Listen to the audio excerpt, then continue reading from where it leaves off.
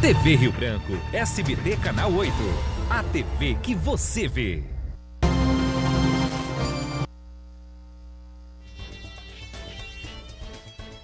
Bom dia, amigos da TV Rio Branco. Hoje é sexta-feira, 27 de novembro de 2020. Estamos começando uma edição do RB Notícias, ao vivo aqui no canal 8.1 SBT, Sistema Brasileiro de Televisão. Bom dia para você aqui nos prestigios.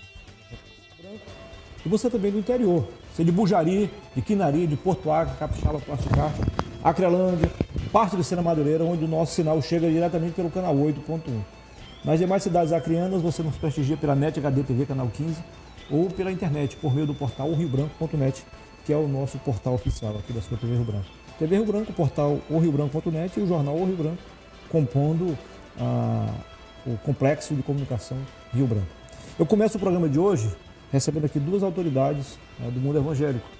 Eu vou conversar com, aqui à minha esquerda, aqui pertinho de mim, o pastor Eudo Gama. Ele é líder da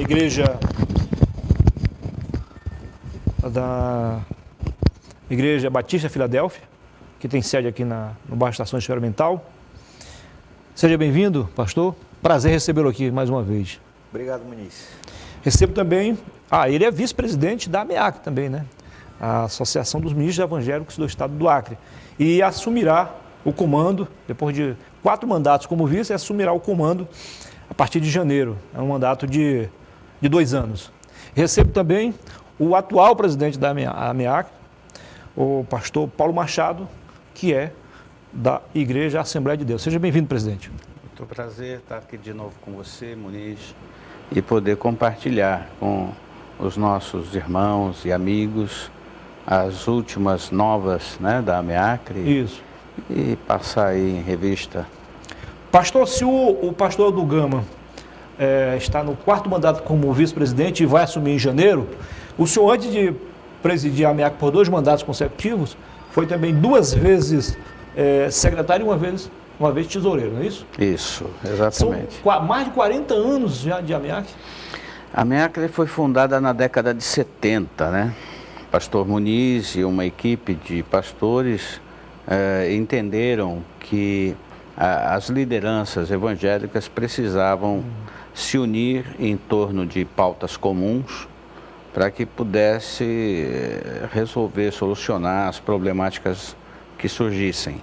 E ao longo desses 42 anos ela já vem trazendo grandes benefícios para o desenvolvimento do Evangelho. Entendi. Em todo o estado do Acre, não é? Mas se concentrava muito na capital.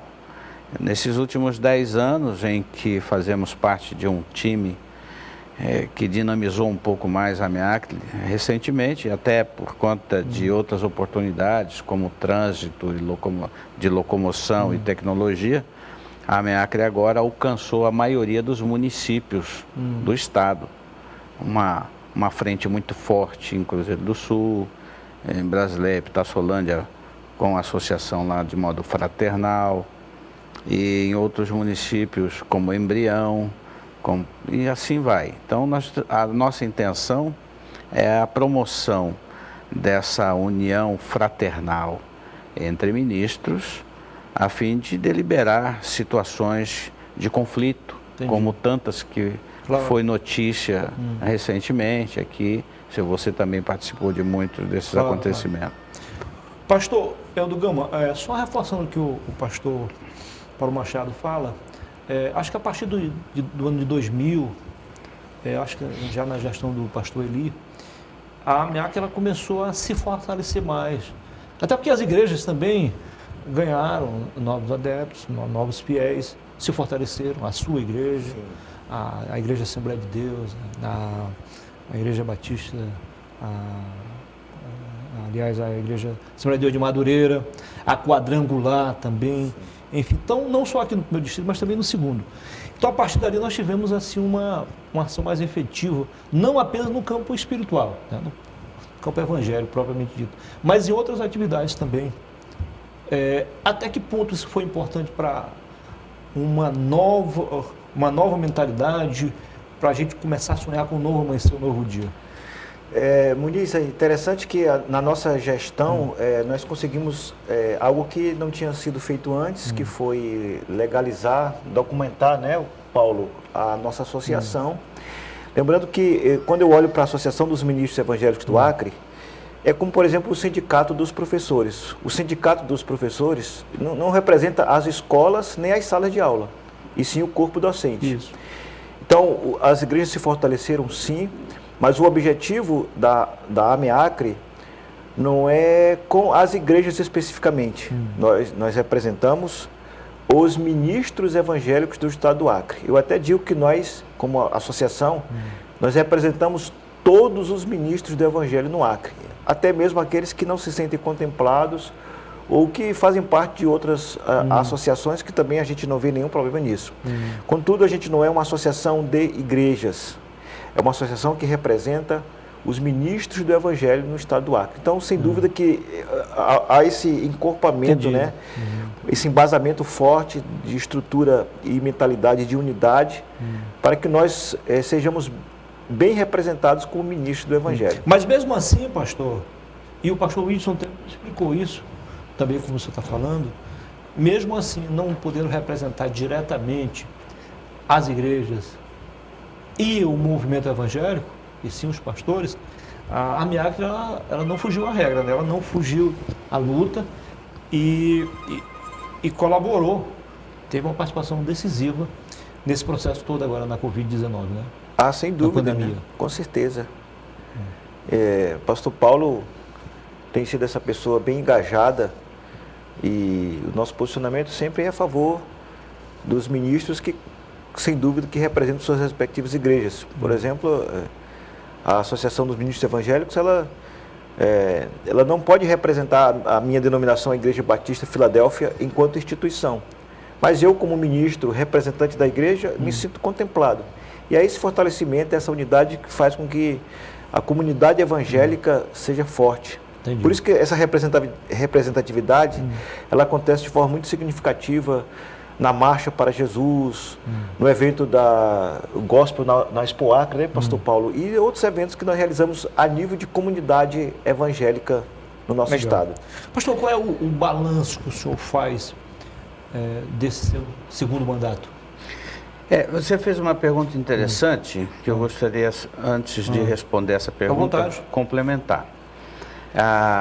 O fato de você, como instituição, representar os ministros faz com que, indiretamente, a igreja desse ministro se veja representada, não juridicamente, porque juridicamente ela é regida por um estatuto, então ela é representada pela sua própria diretoria através do seu presidente. Então, a AMEACRE não tem esse papel. Contudo, os embates que a AMEACRE travou no campo sociopolítico e econômico têm influenciado o resultado nas igrejas. Então, ela se sente diretamente beneficiada por esses resultados.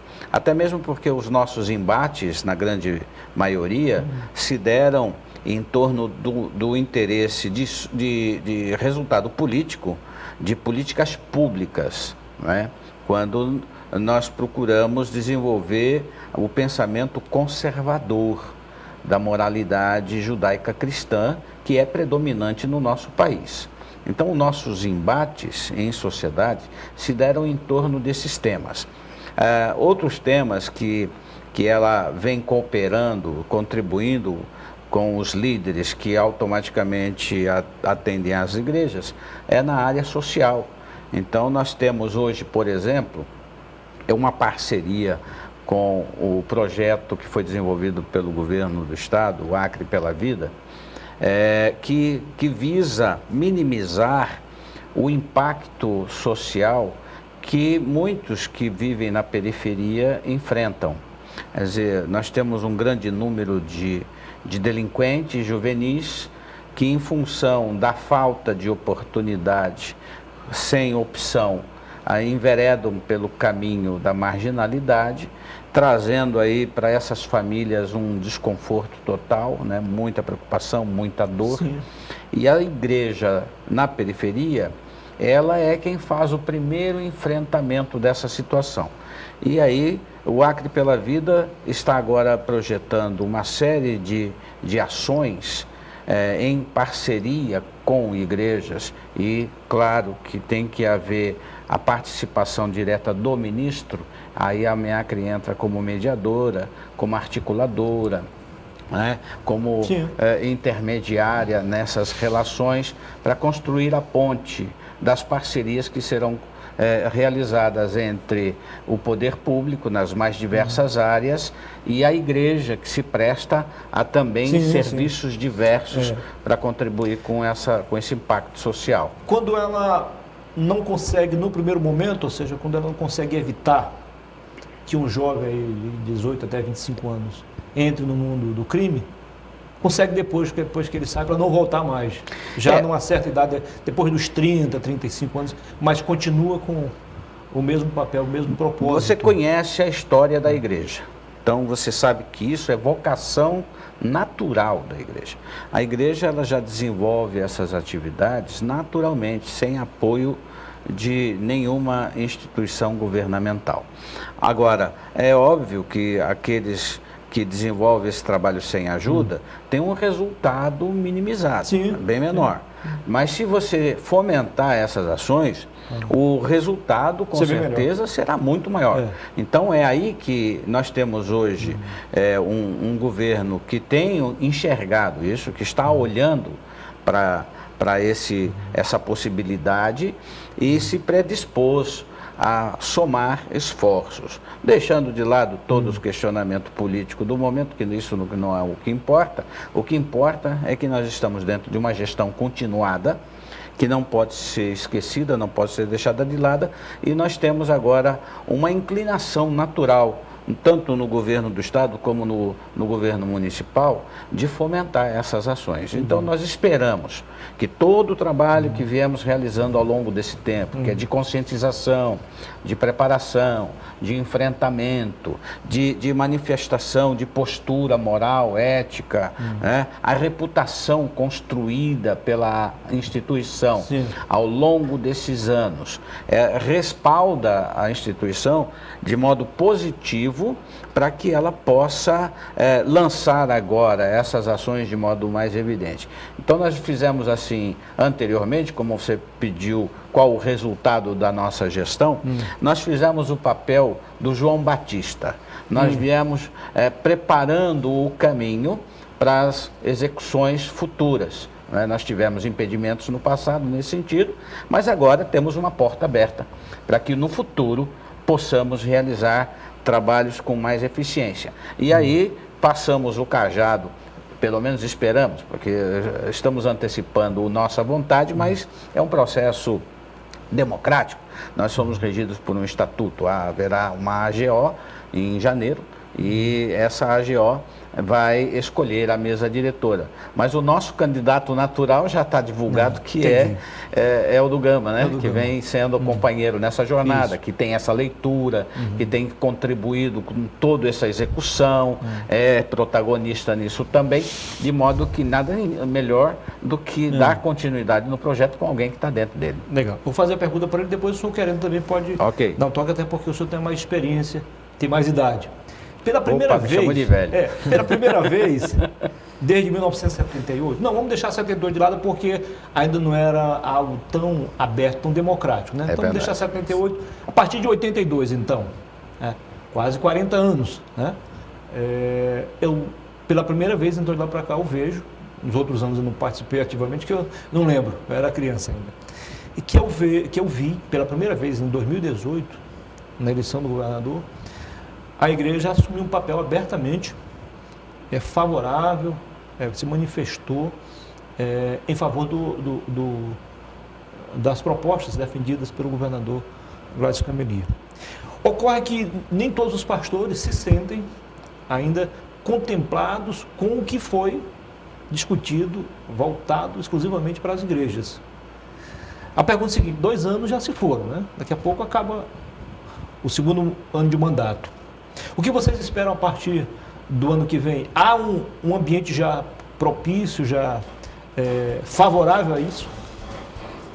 Na verdade, a gente como igreja, esse é um assunto, na verdade, mais secundário. Sim. Né? Porque a gente percebe que as coisas precisam acontecer. Agora, o segredo é que a gente não perde o viés ideológico, né? O posicionamento ideológico, ele faz toda a diferença e agrega mais no sentido da nossa leitura que a gente se faz no aspecto social, né? A igreja não é mais só aquela instituição que vive só de oração ou vive só, né, de leitura da palavra, que são fundamentais, mas, acima de tudo, o engajamento social. A igreja, nesse período de pandemia, trabalhou de forma incisiva para auxiliar, assistenciar muitas pessoas nas suas inúmeras necessidades. Então, essa leitura política também é importante, nós não abrimos mão dela, haja vista que, se não houvesse posicionamento da própria igreja, enquanto igreja, no espaço social que ela está inserida, a gente vai perdendo espaço e tolhido na nossa capacidade de pensar, de refletir e de nos posicionar também politicamente, como igreja do Senhor. E para ficar bem claro, né, pastor, o senhor pode reforçar aí, é que não foi a igreja que se enquadrou no perfil ideológico do governo. O perfil ideológico do governo que se enquadrou naquilo que vocês pensam, né? Moniz, do ponto de vista cristão. Você provocou. Se você provocou... Vamos lá, vamos ouvir. Nós temos no mundo, não é uma questão local, é uma questão global. Nós temos no mundo um impacto muito forte, um confronto muito forte entre duas correntes de pensamento. Uma corrente de pensamento de esquerda que tem o liberalismo moral como plataforma, e aí, sob essa plataforma do liberalismo moral, uma transformação social e cultural. E nós temos uma outra corrente que resiste a isso, que é mais conservadora, e que está fundamentada nos alicerces da cultura judaico-cristã. Nós falamos do judaico-cristã porque, quando você faz o censo mundial das religiões, você vai ver que o cristianismo, de modo geral, envolvendo tanto evangélicos, protestantes e católicos, representa 1/3 da população mundial, de 7 bilhões, então você tem uma casa aí de 2 bilhões e pouco. A influência do cristianismo, ela é mais incidente na Europa, na América do Norte e na América do Sul, América Latina, América do Sul. Já na Ásia e no Oriente Médio, você tem outras religiões diversas. Então, você tem nesse universo, você tem uma incidência muito forte do cristianismo. A filosofia de esquerda, ela procura transtornar, não é só transformar, mas é transtornar o pensamento judaico-cristão, adotando uma nova postura. Né? Para você observar que a coisa é tão severa que até supressão de textos sagrados é proposto. Então, que é um absurdo a mudança de pensamento nesse sentido, a tentativa de influenciar isso. Isso se materializou na nossa política nacional, a exemplo de outros lugares. E essa manifestação de 2018 foi muito forte. Isso influenciou uma mudança de comportamento no povo brasileiro.